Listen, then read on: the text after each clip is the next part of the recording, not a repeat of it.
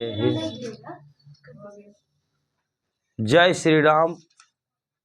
आज सबसे पहले रामनवमी के शुभ अवसर पर आप सबों को हार्दिक शुभकामना और मर्यादा पुरुष उत्तम प्रभु श्री राम के आदर्श पर चलने की प्रेरणा आज ले, उसके गुणों को, उसके विचारों पर, उनके किए हुए कार्यों पर चलने की प्रेरणा हम सभी को ले, यही रामनवमी का शुभकामनाएं हैं।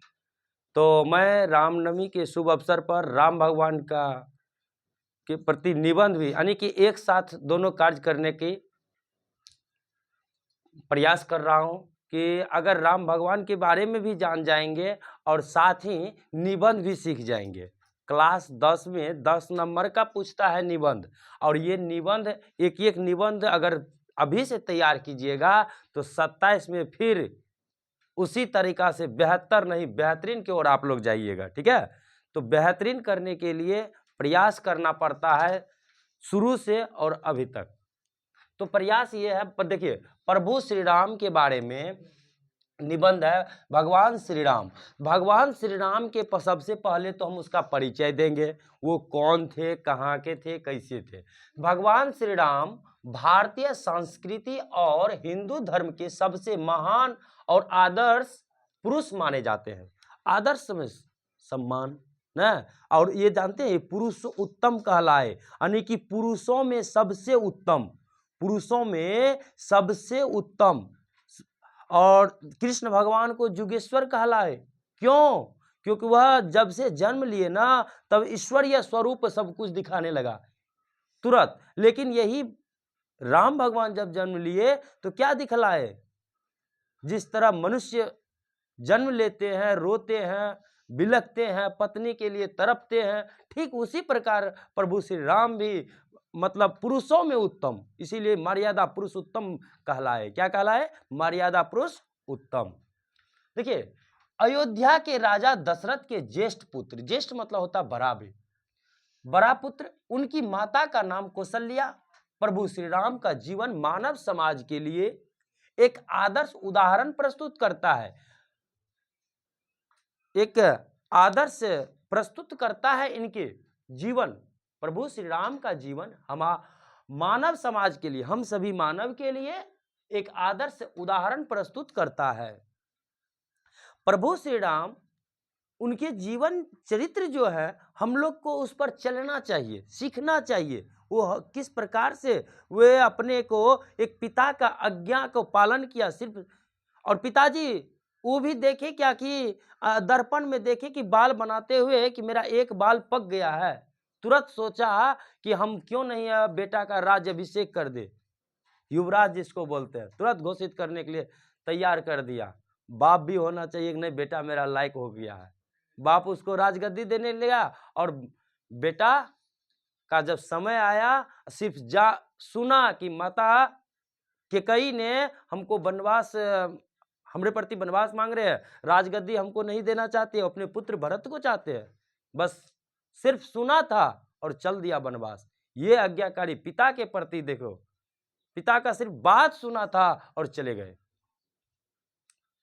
जीवन कथा, प्रभु श्री राम मर्यादा पुरुषोत्तम कहे जाते हैं। अभी तुरंत मर्यादा का डिफिनेशन बताए कि मर्यादा पुरुषों में उत्तम है, ये हर चीज मर्यादा में रखे रखे, किसके साथ क्या व्यवहार करे, कैसे करे, क्योंकि उन्होंने जीवन के हर क्षेत्र में मर्यादा, सत्य और धर्म का पालन किया है, हमेशा सत्य और धर्म के प्रति अग्रसर रहे हैं और उसका पालन किया है। उन्होंने अपने पिता के वचन को निभाने के लिए, यही बात बताना चाहते थे, उन्होंने अपने पिता के वचन को निभाने के लिए 14 वर्षों का वनवास स्वीकार किया, और यह त्याग और आज्ञाकारिता का अद्भुत उदाहरण है। यह पिता के आज्ञाकारिता का अद्भुत उदाहरण है।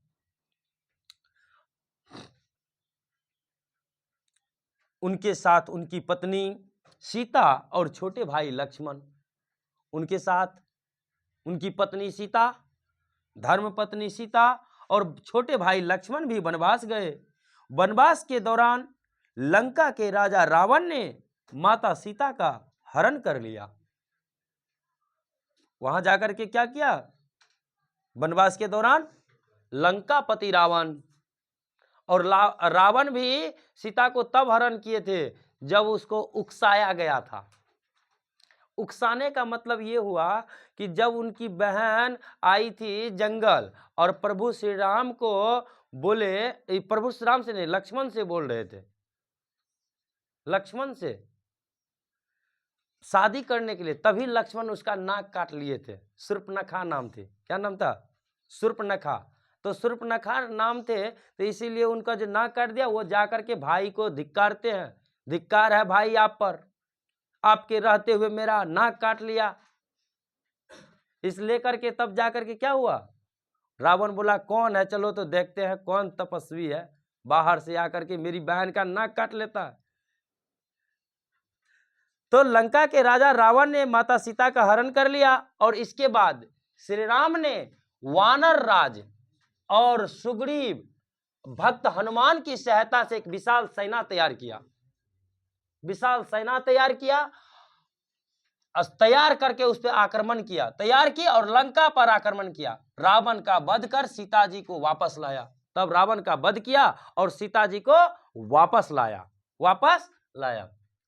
अब इससे प्रेरणा क्या, सुनिए, प्रभु श्री राम का जीवन हमें सिखाता है कि हमें अपने कर्तव्यों का पालन करना चाहिए, हमें अपने कर्तव्य पर हमेशा रहना चाहिए और हमेशा सही मार्ग पर चलना चाहिए। हमेशा सच्चाई की जीत होती है, जिससे उनकी कथा रामायण में वर्णित है, जिसे महर्षि वाल्मीकि जी ने लिखा है। रामायण लिखे हैं वाल्मीकि जी, और इससे निष्कर्ष निचोड़ में लिखना है, यह घटना हमें सिखाती है कि सत्य और धर्म हमेशा जीतता है, सत्य और धर्म हमेशा जीत होती है। भगवान श्री राम का जीवनी हम सभी के लिए प्रेरणा का स्रोत है। हमें उनके आदर्शों को अपना कर एक अच्छा इंसान बनना चाहिए। एक अच्छा इंसान बनने के लिए राम की कथा काफी है। हमेशा असत्य का हार होता है और सत्य की जीत होती है। अच्छे विचार अच्छे बातों से, अच्छे संसर्ग से आते हैं। अच्छी किताब पढ़ने से अच्छे विचार आएंगे, अच्छे संसर्ग में रहने पे। तो आप लोग इस निबंध को लिखिए। इसी के साथ जय श्री राम, जय जय जय श्री राम, ठीक ना। आप लोग इनको समझिए, सीखिए। जय हिंद।